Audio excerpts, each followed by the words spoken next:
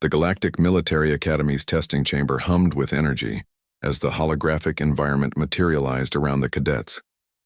Commander Zekthor of the Valorian Empire watched through reinforced transparasteel as 12 of the galaxy's finest military prospects prepared for the infamous trial of endurance. "Beginning simulation," announced the synthetic voice. "Survival scenario. Kepler 442b hostile environment. Duration, 72 standard hours." The chamber transformed into a nightmarish landscape of crystalline formations and toxic atmosphere. Gravity pressed down at 2.3 times galactic standard, while acidic rain began to fall from the artificial sky. The temperature display showed a steady climb toward lethal levels. Zekthor's mandibles clicked with satisfaction. In 3 centuries of testing, only 17 cadets had completed this trial. Most barely lasted 6 hours before emergency extraction became necessary. The test subjects were an impressive lineup: 2 Krillian shock troopers with their infamous pain tolerance, a Thessian scion capable of mental barriers, 3 Altarian heavy worlders built like living tanks, 2 Vegan tech specialists with their superior intellect, and a quartet of other species elite candidates. And then there was the human. Marcus Chen stood barely 1.8 meters tall, weighing perhaps 80 kilograms, utterly unremarkable by galactic military standards. His species had only joined the Galactic Union 50 standard years ago, and their military contributions were still considered experimental at best. Most observers viewed his inclusion in this elite group as political correctness rather than merit. "Sir," whispered Lieutenant Veltar, Zekthor's aide, "shouldn't we have separate trials for different physiological capabilities? The human's baseline stats are significantly below average." Zekthor's 6 eyes remained fixed on the monitors. "The trial adapts to each species' limitations, Lieutenant. Watch and learn." Within the first hour, the pattern emerged exactly as predicted. The Krillians endured the gravity and heat with stoic determination. The Thessian created mental shields against the psychological pressure of isolation. The Altarians weathered the toxic environment like walking fortresses. The human, meanwhile, did something unexpected. Instead of simply enduring, Marcus began to adapt.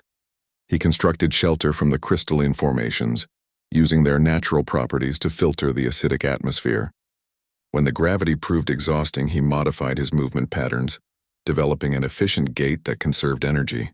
As temperatures soared, he located underground cooling vents and redirected their flow. "Interesting," Zekthor murmured. "The human approaches this as a puzzle rather than a test of raw endurance." By hour 18, the first casualty occurred.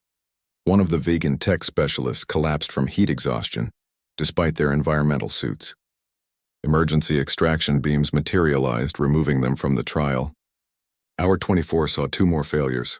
The Thessian's mental barriers cracked under the relentless psychological pressure, causing a complete breakdown.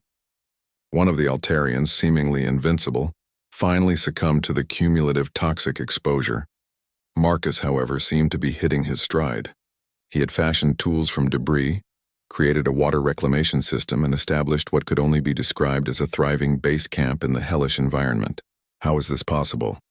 Lieutenant Veltar whispered, his voice filled with disbelief. "His species' documented tolerances are far below what he's demonstrating." By hour 48, only 4 cadets remained. 1 Krillian, 1 Altarian, and remarkably, the human. The 4th candidate, a Zephyrian aerial specialist, hung on by sheer willpower alone. Hour 56 marked a critical juncture. The remaining Altarian, pushed beyond all limits, finally collapsed. The Zephyrian followed minutes later. The lone Krillian, bred for warfare and engineered for suffering, pressed on with mechanical determination. And Marcus? He had turned the hostile environment into something resembling a functioning habitat. Gardens of modified local flora provided food. Ingenious engineering directed water flow and air circulation. He had essentially colonized the nightmare landscape. "This is unprecedented," Zekthor breathed. "In 3 centuries, no cadet has ever thrived in the trial environment." Hour 68 brought the Krillians' inevitable failure. Despite their legendary endurance, even they couldn't sustain themselves indefinitely in such conditions. The extraction beam engaged, leaving only the human. Marcus stood alone in his improvised base, checking the chronometer on his makeshift shelter wall. When the 72-hour mark passed, he looked directly at the observation cameras and shrugged. The chamber's voice announced, "Trial complete. Subject has exceeded all previous records.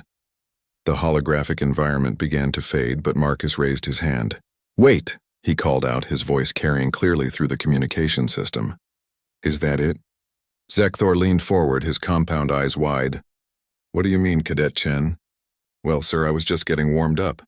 I figured out how to increase food production by 40%, and I think I can improve the water purification system. Could you maybe add some hostile wildlife or increase the atmospheric toxicity?" This was pretty easy. The observation deck fell silent.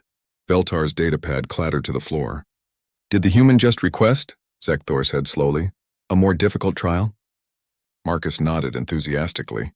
"I mean, if this is supposed to be the ultimate test, it feels kind of basic. Where were the predators? The seismic activity? The resource scarcity? I've camped in worse conditions on Earth during summer vacation." The revelation hit like a plasma torpedo. Humans didn't just endure hostile environments, they conquered them. They didn't survive adversity, they made it their home. What the galaxy considered an impossible trial, they viewed as a mild inconvenience. Zekthor's mandibles clicked rapidly, a sign of extreme agitation. Computer display Cadet Chen's biometric readings throughout the trial. The data streams appeared. Heart rate barely elevated. Stress hormones within normal ranges. Brain activity suggesting not distress but active engagement and problem solving. "Commander," Veltar whispered, "what exactly did we just witness?" Zekthor watched as Marcus began dismantling his improvements to the testing chamber, carefully explaining to the technicians how each system worked and offering suggestions for permanent installation. "Lieutenant," he said quietly, "I believe we just discovered why the human species conquered their entire planet before developing interstellar travel. They don't see challenges, they see opportunities for improvement." As Marcus walked out of the chamber, whistling an ancient human tune, Zekthor made a mental note to recommend immediate revision of all military training protocols. The galaxy, it seemed, had severely underestimated humanity's most terrifying trait, their complete inability to recognize when something should be impossible.